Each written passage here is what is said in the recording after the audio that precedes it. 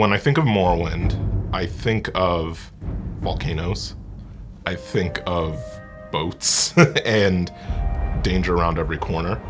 I think of Vivek and Vivek City. I think of the Dark Elves and Vardvarks and all kinds of weird and wonderful and terrifying beasties. I think of that first experience of landing in Sadrith, and everyone's a jerk to you. Why is everyone so mean in this place?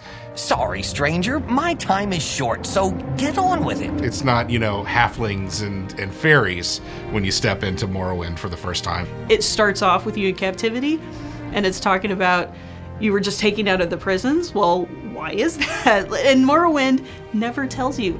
I heard them say we've reached Morrowind. I'm sure they'll let us go. The game having the trust in the player to give them agency to say, all right, here's your name, here's your papers, you're a free person now, and then here's the world.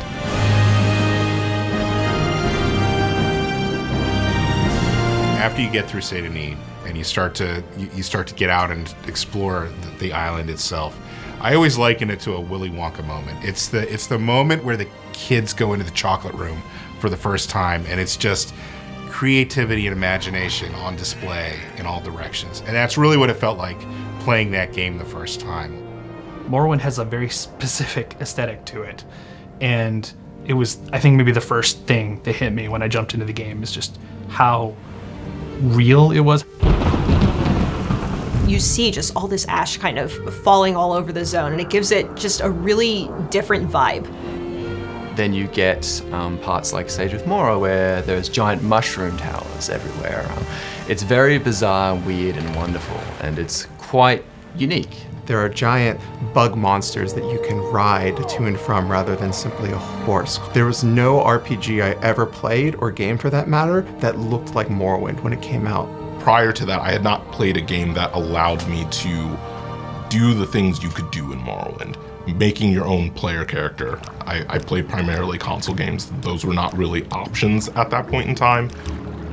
One of the things that really hit me with Morrowind is when you get in there and you have a great time, right? You're really enjoying yourself, like you're living a different life. And it takes away all the cares and worries and everything. And I wanted to be able to do that for other people. I want to be part of creating these worlds that people can immerse themselves into.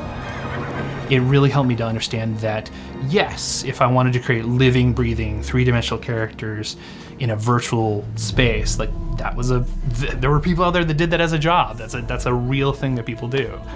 Thinking back to when we first announced that we were going to be doing Morrowind in 2017, we know the community was super stoked because this was sort of the first time that they were going back to Morrowind and getting into a place that they were familiar with, but they hadn't seen in a really long time.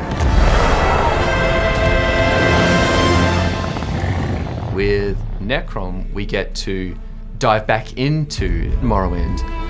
I know that the community is really excited to explore the Dark Elf cultures in new and interesting ways.